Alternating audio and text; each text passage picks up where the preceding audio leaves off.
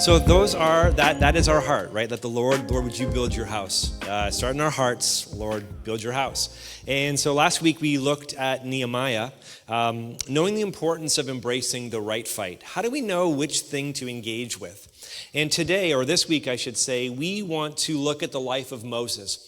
Specifically, just two snapshots. We could spend a long time in his life, but we want to have two snapshots and ask a simple question: is what motive is fueling your fight or the burden of your heart? Not just what do you care passionately to see changed, not just that question, but what's the motive? What drives it? Because to Jesus, our motives matter, that we can have the right intentions but the wrong hearts. How many of you know that you can have the right word to say to someone, but if your heart isn't loving, it's hard to hear?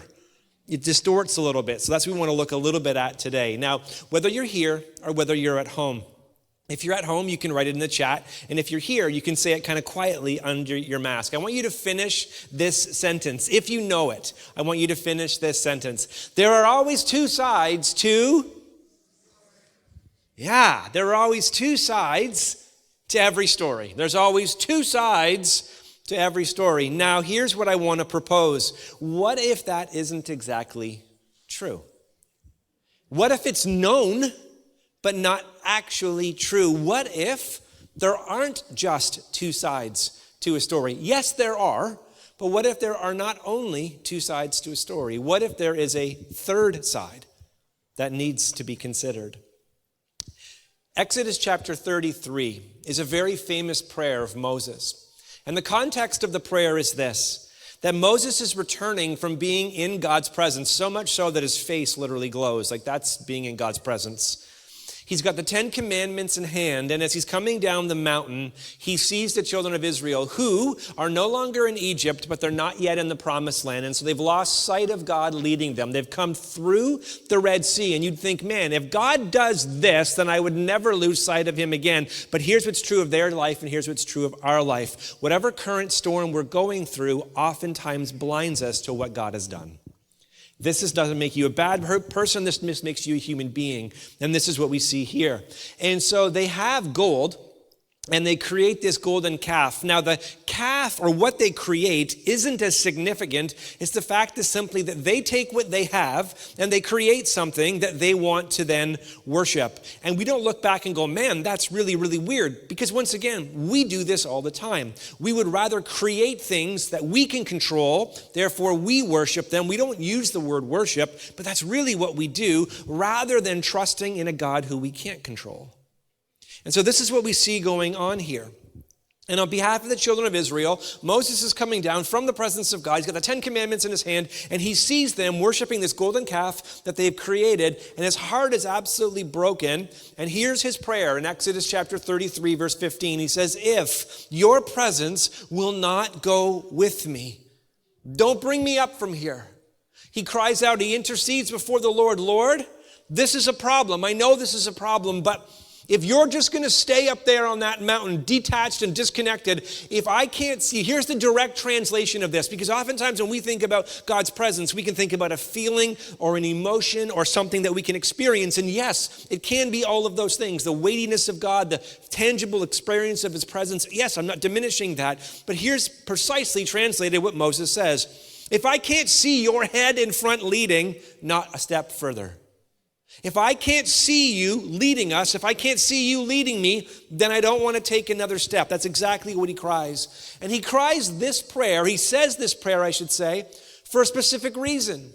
And the reason is this: Moses can remember a time in his life where he didn't know God, where he had the same heart of justice, of leading his people from Egypt to a land of promise. But there was a point in Moses' life where he didn't know the Lord. And so he doesn't lead righteously. He doesn't lead them out of injustice. He leads into further injustice. He doesn't lead them from injustice to justice, just more injustice. That was a lot of justice words right in a row. Here's what is true of Moses' life and mine and yours. Your life will always travel down the direction of your heart, of your burden. What moves your heart? What breaks your heart? What has broken your heart? Your life always moves in the direction of what absolutely touches and breaks our heart.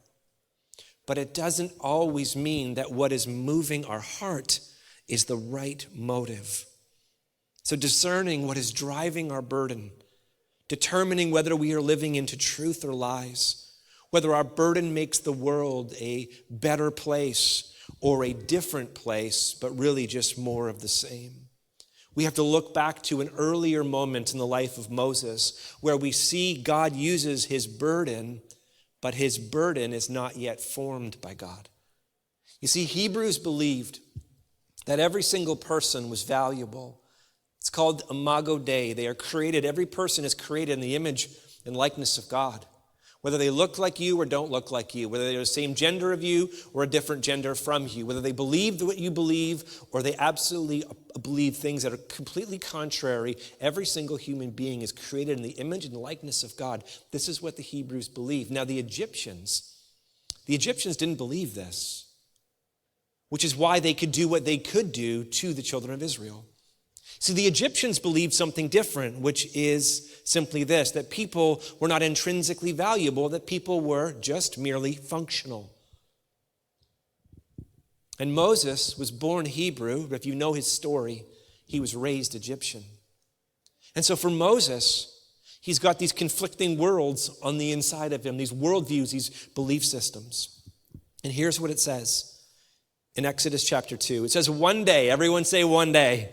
I love it. It wasn't on his calendar, but there was a day where his burden bubbled over. The passion of his heart spills out. It says, one day when Moses had grown up, he was no longer a child.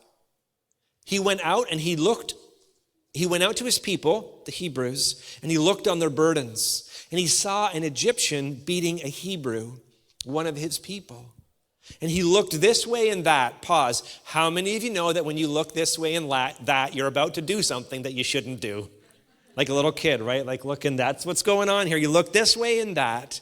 And seeing no one, doesn't mean people didn't see him, he struck down the Egyptian and he hit him in the sand. In other words, Moses takes the life of an Egyptian and then he buries him in the sand. Moses thinks he gets away with it. He went out the next day, and behold, now two Hebrews are struggling together. He sees two Hebrews fighting one another. And he said to the man in the wrong, why do you strike your companion? And just like then as it is today, how many of you know that people don't like being told what to do, especially when they're mad? This is what we see here. Moses interjects. He's into a struggle. Two people are in a conflict, and Moses kind of like tries to step in and bring some leadership. Why do you strike your companion? Why are you striking someone? In other words, here's what he's saying. We've got enough problems with the Egyptians beating on us. We don't need to be beating each other. And he answered, here's what the person who answered, well, who made you prince and judge over us? Now, the answer to that question in a moment is going to be, God's going to do this. But not yet. Then he says, did you mean to kill me as you killed the Egyptian? And now Moses is, looking this way and that. He thought he saw everything, but he didn't. Then he was afraid and he thought, surely this thing is known. When Pharaoh heard of it, he sought to kill Moses. But Moses fled from Pharaoh. Moses fled from Pharaoh and stayed in the land of Midian, and he sat down by a well. And I wish I could unpack that well. If you like Bible studies, unpack that well. It's significant. Now, Moses is blessed by the right burden. There's nothing wrong with his burden. When he sees two things, his burden is twofold. Number one, when he sees the injustice occurring to Hebrews at the hands of the Egyptians, his burden bubbles over. And this is the burden that God is going to use in Moses' life. Secondly, the second burden that he has is he sees Hebrews fighting one another, grumbling and complaining. And God is going to use this burden in Moses' life. But here's the problem. Moses, at this moment, has not yet met God. Oh, he's heard about the God of Abraham, Isaac, and Jacob, but he's grown up in Egypt with all other gods, and he's not met Yahweh yet. And so his burden is right, but his motivation is wrong. And once again, his feet turn in the direction of his burden. He knows, again, what the Egyptians are doing is wrong. He knows they should not be enslaving and doing what they're doing to the children of Israel. He knows seeing two Hebrews fighting one another is wrong. But again, he doesn't know God, so he can see one way and another way, but he can't yet see God's way. He can't see there's two sides to every story, but there's a third person, there's a third character that's going to be interjected into this story that's going to change everything. So Moses' actions, first and foremost, by number one, killing an Egyptian, it just fuels further injustice. Why do I say that? Because in this story, an Egyptian is dead and the Hebrew slave is not yet free. Nothing changes except one life and one destiny. See, for Moses, again, right here, there are two sides. There's the Hebrew side and then there's the Egyptian side, but meeting God is going to change this. And here's what's beautiful. It says that his feet move in the direction of his burden. He acts unjustly or unjustly. Now, God was going to use Moses' life to confront Pharaoh, but he wasn't ready. And so Moses' feet continue in the wrong direction. It says that he runs from Pharaoh. But here's what I want you to know. It's extraordinary how many people run from God only to run into God. I did. I mean, stupid is as stupid does sometimes. I'm not talking about you, I'm talking about me. It's really wild that you try to run from a God who is everywhere. But sometimes the burden of our hearts, and then as a result of those burdens, the actions that we take, they need to be reconciled and they need to be formed. And so here we see Moses running in the other direction. But while running in the other direction, guess who meets him? God. Away from Egypt for the next 40 years. Everyone say 40 years. That's a long time. For the next 40 years, God enrolls Moses in his school of formation. God's school of transformation is this. It is way, it is truth, and it is life. You say it again. God's school of transformation is way, it is truth, and it is life. That's why Jesus in the book of John said, here's who I am. I am way, I am a direction that your life goes in. I am not a decision that you made in 1976. I am a direction that you walk in every day of your life. I am way, and if you walk in the way of Jesus, if you live into the way of Jesus, if your heart moves into the way of Jesus, and here's what's beautiful, is you can be running this way, or you can be running this way, you can be running that way. Here's the beautiful thing. Jesus can intersect you anywhere and any way, just like Moses. Jesus is way, then he's truth. What is truth? It is separating that which is grounded in reality versus that which is grounded in a lie. Deception versus truth, which leads to life. Satan's school of deformation is way, it is deception, and then it is ultimately destruction. So Moses is moving away from Egypt, yet on his way, he meets God. In Exodus chapter 3, verses 4-6 and 7 and 8, it reads this. When the Lord saw that he turned aside to see, so Moses sees this shrub that is burning, but it's not being consumed. God called out to him from the bush, Moses, Moses. Anytime you see God calling your name twice, that's a pay attention moment in Scripture. Kind of like when your mom called your full name when it was time to come home for supper. When I was a kid, when we would listen to our mom or our dad call our name, if they just called you by your first name one time, you ignored it. It didn't really matter. It wasn't a big deal. It was kind of just like a first warning shot. But when you heard your full name, including your middle name, you knew, I'm in trouble. I got to go right now. I'm right now. Supper's been on the table. It's getting cold, and this is a problem. Moses, Moses. And he said, here I am. Then he said, this is what God said. Don't come near. Take your sandals off your feet, for the place on which you are standing is holy ground. And he said, God did, I am the God of your father, the God of Abraham and Isaac and Jacob. And Moses hid his face, for he was afraid to look at God. And then it says in verse 7 and 8, then the Lord said, I have surely seen the affliction. So Moses sees the affliction of his people, but now God is going to say, no, I see it too, but I see it differently than you see it. I don't see it in a way where you just fuel injustice. I see it in a profoundly different way. Watch what God says to Moses. It's amazing. Then the Lord said, I have surely seen the affliction of my people who are in Egypt, and have heard their cry because of their taskmasters. I know their sufferings, and I have come down, here's what God says, I have come down to deliver them out of the hands of the Egyptians and bring them up. Everyone say, deliver them out and bring them up. This is a move of God. A move of God always takes you from, but it takes you to somewhere different. Not just from, but to. So I'm going to take you, deliver them out of the hands of the Egyptians and bring them up to the land, a good and broad land, a land flowing with milk and honey, to a place of the Canaanites, the Hittites, the Amorites, the lots of ites here we go through here. That's all. I'm just going to skip that. Okay. Now all of this is true, but how many know that God is holy? And there's this amazing moment here where we see as Moses approaches, and I want you to hear God's heart in it because I think it's absolutely beautiful. God says to Moses, take off your sandals. I should have wore shoes with a lot less laces. Take off your sandals. In other words, change your posture. Because the place where you are standing is holy.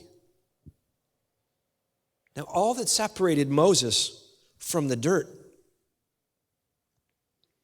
was a little Converse. A little sandal is all that separated him from this dirt. But there is something beautiful when you and I can change our posture when we encounter God's presence. That it's not just haphazard and like, whatever. It's not flippant, it's holy, it's set apart, it's different. But I also love the heart here of God's presence, which is, Moses, I want your feet to feel the dirt beneath your toes. Take your sandals off, because I don't want there to be anything, even the smallest thing like a sandal, I don't want it to be separating you from my presence. God cares about big things and small things. God is holy, so again, he says, I'm separate from. But God also says that he's seen their affliction, he's heard their cry, and he knows their suffering. But again, there is a land of promise.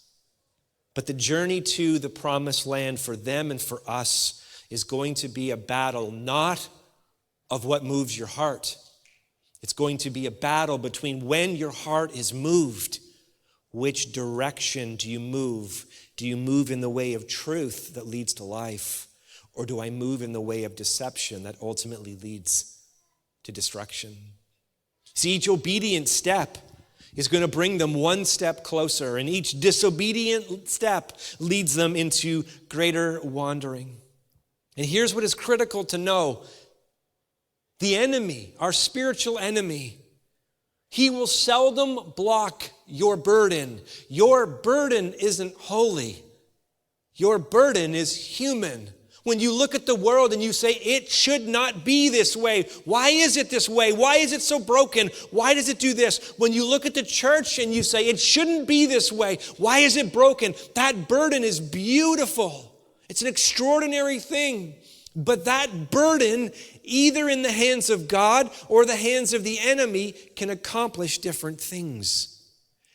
And the enemy will seldom block your burden, but he will try to use your burden to move you in the way of deception rather than the way of truth. Because ultimately, our feet go in the direction of our burdens, and that's why our motives matter. You see, Moses is being formed by God for 40 years. Why 40 years? Because that's how long it took for God to form him, that he could not run from Pharaoh but face Pharaoh. It took 40 years For Moses to see himself as God sees him, to embrace each and every one of those things. But at the outset, his burden was never wrong. But the motivation of his heart was. It wasn't just an issue between Hebrews and Egyptians, though it was. There was another way to consider. There was God's way. When we look at the world, it's not just an issue between what's good and what's bad, what is healthy and what's unhealthy, what I think is right and what you think is right. Two sides to every story. No, what I'm asking you to consider today as followers of Jesus, what we absolutely embrace is, yeah, there are two sides to the story, but God, what's your side of the story? What's your heart in this? Because here's what's great. God didn't just need to move in the Egyptians, he also needed to move in the Israelites. God didn't just only need to move in the life of Pharaoh, he needed to form and shape in the heart of Moses. It's really easy for us sometimes as Christians to look at anybody else who's not a follower of Jesus like, well, we're right and they're wrong. Ooh, careful with that. No, we may absolutely know who the way, the truth, and the life is, but that doesn't mean that everything in our heart, Jesus doesn't also have to transform in us. You see, for Israel to get where God was taking them, they need to embrace who God says they are and not who Egypt had defined them to be. And so God cares for you and for me about our present condition right now. Whether your burden is leading you to do great things or whether the burden of your heart, what has wounded your heart, has caused you to close in and shut out. I want you to know that just as we see in this story, you and I serve a God who knows their sufferings, saw the injustice, and cared greatly about it. God cared more about what was happening to the children of Israel than Moses did. And I want you to know God is the same yesterday, today, and forever. He cares about what's happening in your present condition, but he also cares about your future destination, which is why God, in the person of Jesus Christ, years later would say these words. What does it profit a man? What does it profit humanity? What does it profit us if we gain the whole world and we forfeit our soul? What does it matter if the direction of our feet for the things that are wrong in this life, what does it matter if the burdens of our heart lead people to a better place but not a different place? What does it matter if they worship maybe like unhealthy gods to like healthy gods but still not God? This is what Jesus is saying. Jesus is saying the gospel isn't to your heart and life to make your life just a little bit better. No. The gospel is not about that there are bad people and there are good people. The gospel is there are dead people and then there are alive people, that we need to be born again by the Holy Spirit of God. So it doesn't mean that Christians, again, have everything right and everything perfect. It means that God has done in us and for us what we could never do for ourselves. Moses has the proper burden, but the power of his life isn't righteousness. God's power and his burden is righteousness because he knows the beginning from the end. As I mentioned a moment ago, there's a reason why before Moses taking the life of the Egyptian looks kind of around to see if anyone's looking. As Dr. Martin Luther King would later say many years ago, that injustice anywhere is a threat to justice everywhere.